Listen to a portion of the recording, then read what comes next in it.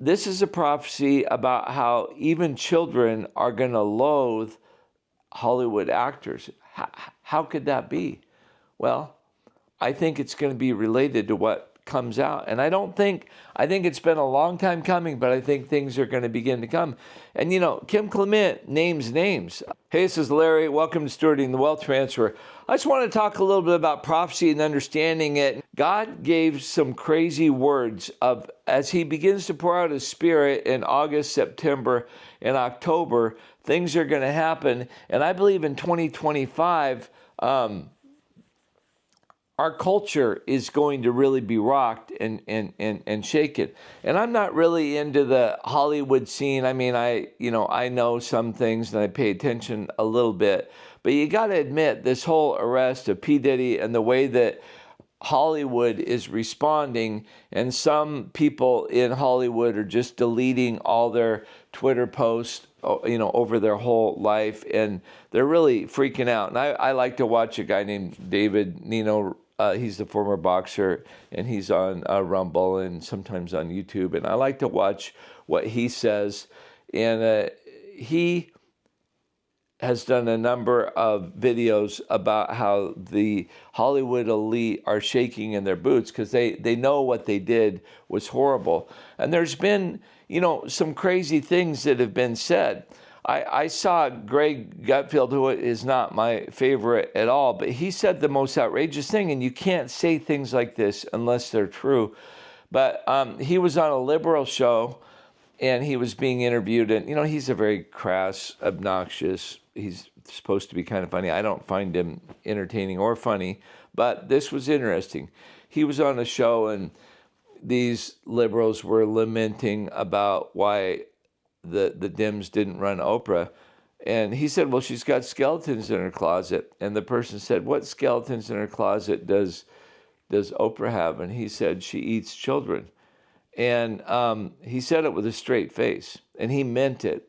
And we can't fathom that, but I think that's the kind of thing way beyond what we can handle is going to come out. And that's what I think. I mean, you may not be able to fathom that, but I think that horrendous things are going to come out. And I want to show you these prophecies that Kim Clement said August 7th, 2005. I'm going to do something so unique in August, September, and October that your children will say, I don't want to be like one of those actors. I don't want to be like Eminem. I don't want to be like them anymore. Something's changing in my thinking. Something's changed. And then God's basically saying, I'm going to take the violence out of their being and put violence against the kingdom of darkness. I'm going to open up the heavens. I will provide for you in a way that you've never been provided for before, and this is already started. God is going to use our revulsion against violence and against Hollywood, and our children are going to despise these people that we've so esteemed. I remember being a little starstruck. I mean, we ate at a George Clooney restaurant, 5 years ago or whatever, and it was really cool, and there was a lot of the beautiful people around, and, we didn't see any real famous people, but my son had seen him, and different people down there. And I remember how highly esteemed they were. But no longer do they have an allure for me, and some people they really still do. But this is a prophecy about how even children are going to loathe Hollywood actors. How could that be? Well, I think it's going to be related to what comes out. And I think it's been a long time coming, but I think things are going to begin to come. And, Kim Clement names names of people that still are very ungodly. He talks about how Stephen King is going to be writing Christian literature and be an inspiration for Christian discipleship. Stephen King, oh my word. I mean, one of the most demonic, successful authors, in our lifetimes, for novels and such. And another one is Mike Tyson. And I'm going to read this one. It's actually, it's crazy. He says, this is the conclusion of a June 17th, 2005. Clement prophesies, Allah has no power, God said. I'm going to take Mike Tyson and raise him up as an evangelist of the gospel of Jesus Christ. He's also going to raise up 50 Cent and Eminem, which, those guys are out of my element. It's not like they're influential. I know that Eminem is a white rapper. It's interesting that 50 Cent, I Googled him, and he's actually making a big difference. I think it's in Louisiana. He's investing a lot of money in kind of renovation, and I looked up Eminem. I don't see any necessarily redeeming things about him. I don't follow these guys. Mike Tyson is going to fight Jake Paul, so that's kind of a big deal. He's getting brought back into the limelight. I'm kind of curious if he might win, or maybe it was Dana White was saying nobody that old should fight somebody half their age, and I agree. But I kind of think, and I'm not prophesying this. I'm not saying that. I'm saying that God uses people who are influential. And that God is going to redeem some of Hollywood while he takes most of Hollywood off a cliff. That's what I think Kim is saying. And in light of what current events are, it also reminds me of how in each of the Gospels, Jesus begins to call the disciples, and you never hear a sermon on this, but Jesus' fame and how well known he is explodes. And God, he elevates him. It talks about how, in each one, Matthew, Mark, and Luke, not so much in John, because John focuses on the end of Jesus' ministry, not the beginning, like the other three. But when Jesus' ministry begins, he begins to call the disciples his fame, and he's well known. And I think that that's why God wants people of wealth. I mean, there's the one prophet, I've talked about it many times on this channel. I focus on it in the book. God is disappointed. He goes, my church cannot fathom being a billionaire.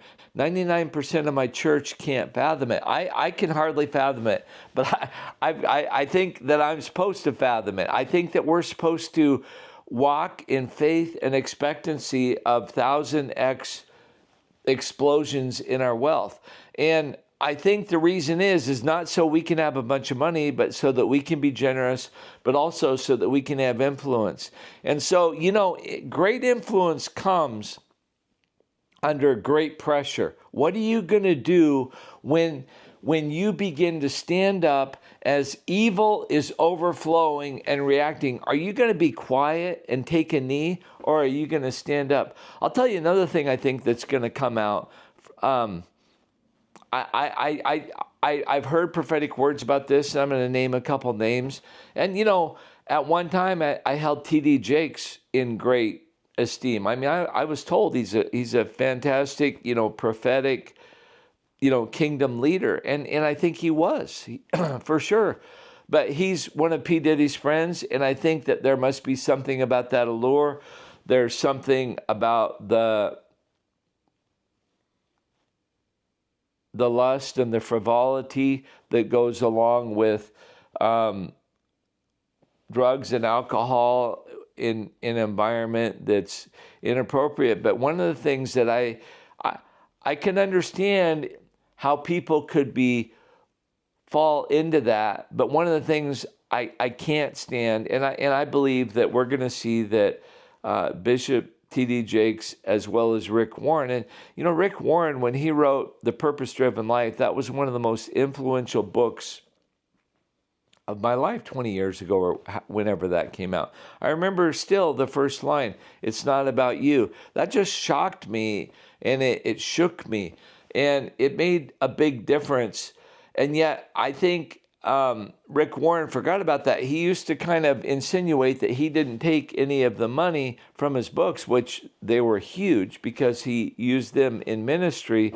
But I guarantee you from the timeline of COVID that Rick Warren in 2019 was contacted about what was coming, and he made videos because the first week that COVID came out, well, he could have been contacted the first week of 2020, but well before COVID came out, Rick Warren was making videos talking to people about how we need, Romans 13, I think it is, we need to be honoring of our public officials. And so I think it's going to come out that, and Kim Clement doesn't talk about this, it's just my thoughts, and if I'm wrong, I'm wrong, but I believe that many Christian leaders were approached and paid to get us to take the shot.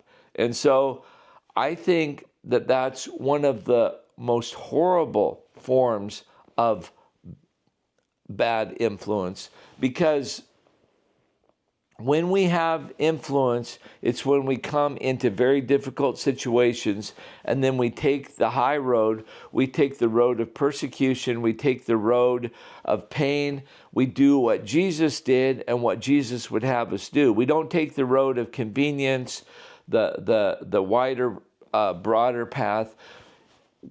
We come to places of influence because we follow what God would say. Our opinions cannot be bought. That's the horrible thing about what influencers have become in our culture. They call them social media influencers because they get paid to influence you and I to do things that we wouldn't do without them doing it. And I like to think I'm immune to that, but there are people who I respect and regard extremely highly, and I want to be like them.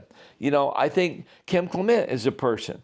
Rush Limbaugh was a person, not a godly person. He was not an ungodly person, but he was not a traditional Christian. I think he definitely came to Christ toward the end of his life, but I liked and respected who he was, and he loved Trump, and I respect who Trump is and the leader of men and women that he is. And I believe that you are called and that I'm called to be a leader of men and women. And we cannot compromise our influence as it comes, and we can't be compromised with our wealth when it comes. And I think it's one of the highest callings that we're called to is to be an influencer for the kingdom, and we're going to seek first the kingdom. Yes, we're going to also, it's not the only thing you seek when you seek the kingdom. You seek to be a great father, a great husband. You seek to be a great business leader. And,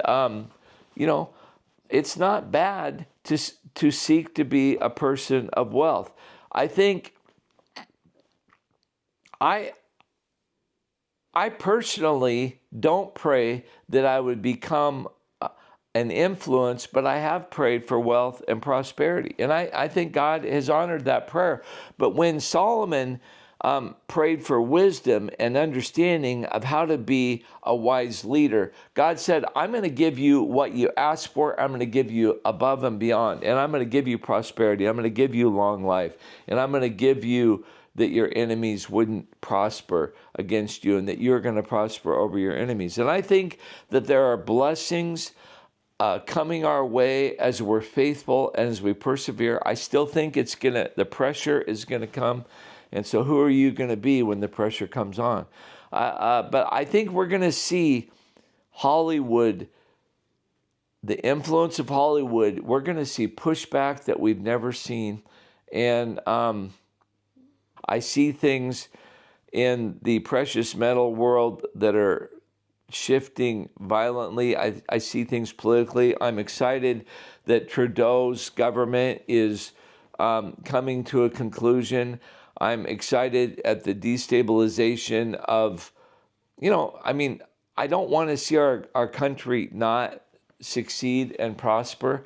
But when we have evil leaders and we have an evil Congress and an evil Senate, I don't want to see what they do prosper. And I want to see us hurry up, go down, and then God can start building us back up again. And so that's what I'm excited about. So those are some of my thoughts. Thought I'd check in. Hope you guys are doing good.